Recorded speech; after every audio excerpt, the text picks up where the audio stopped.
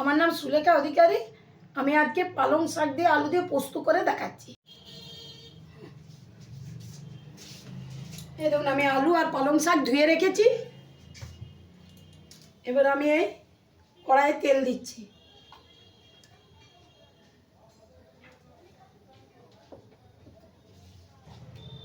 অল্প জিরা ফোড়ন দিলাম।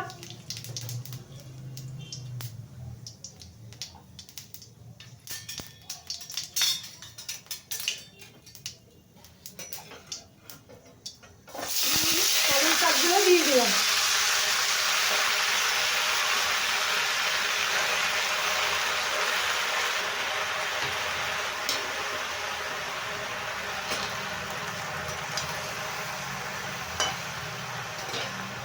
পালং শাক দিয়ে আমি উপর থেকে নুন দিয়ে দিলাম।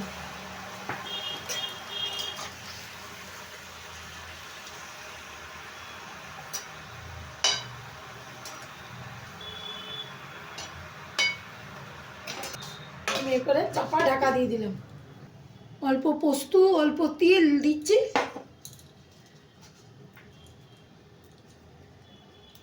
দিয়ে 3টে শুকনো লঙ্কা দিয়ে আমি মিক্সারে পিষে নেব। তারপরে আপনাদের দেখাচ্ছি।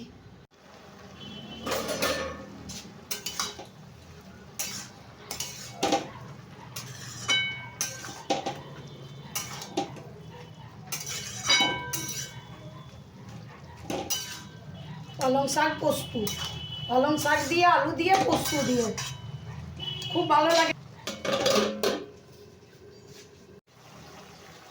এই দেখুন, আমি এই পোস্ত বেটে রেখেছিলাম, আমি এই দিয়ে দিলাম। শাকটা সিদ্ধ হয়ে গেছে।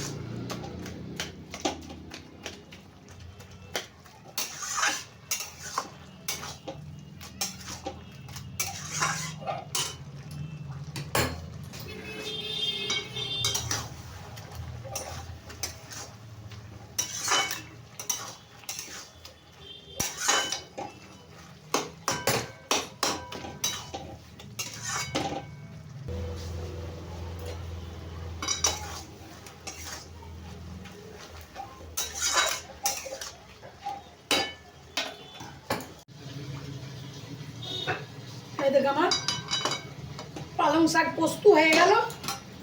এবার আমি নামিয়ে নিচ্ছি। এই দেখো,